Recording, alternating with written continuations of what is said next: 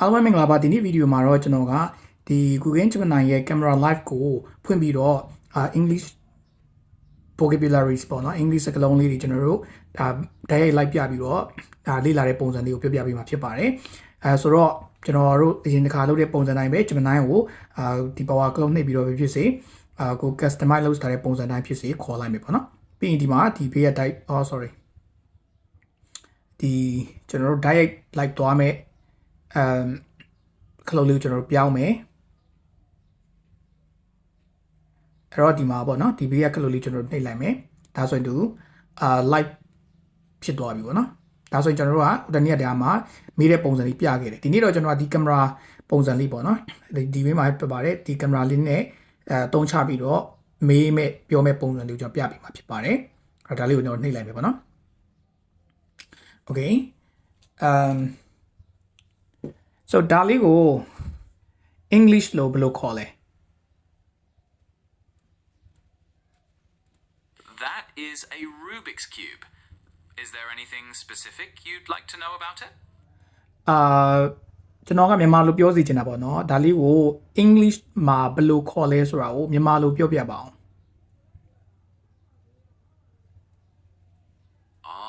ဒါလေးကို English လို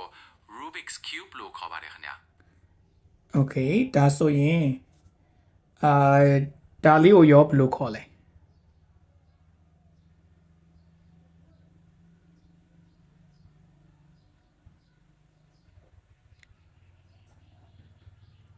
အဲ့ဒါလေးကို pen လို့ခေါ်ပါတယ်ခင်ဗျာ Okay ဒါလေးကရောဘာလေးလဲ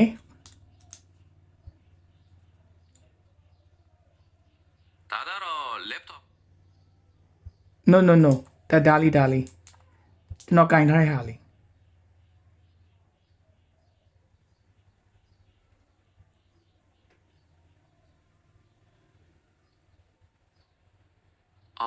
sorry ပါ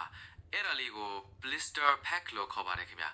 ဆေးပြားလေးတွေကိုဖုံးအုပ်ထားတဲ့ plastic နဲ့တတ်တူပြားလေးတွေပေါ့စလုံးပေါင်းပြပါအောင်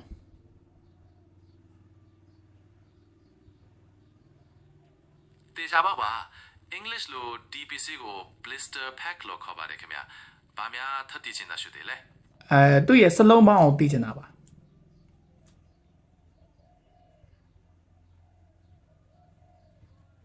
အဲ့ဒီ blister pack ထဲမှာဆေးပြားဆယ်ပြားရှိပါတယ်ခင်ဗျာတပြားကတော့ထုတ်ပြီးသားဆင်နေပါတယ်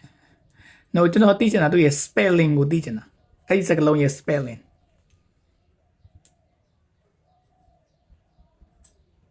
blister pack ရဲ့ spelling က B L I S T E R P A C K pack ပါခင်ဗျာဆေးပြားလေးကိုကျတော့ English လို့ဘယ်လိုခေါ်လဲဆေးပြားလေးကို pill ဒါမှမဟုတ် tablet လို့ခေါ်ပါတယ်ခင်ဗျာokay နောက်တစ်သိချင်တာကဒါလေးရောကျွန်တော်တို့ဗာလေးလဲအခုမြင်နေရတဲ့ဟာလေးပေါ့နော်ဒါလေး English မှာဘယ်လိုခေါ်လဲ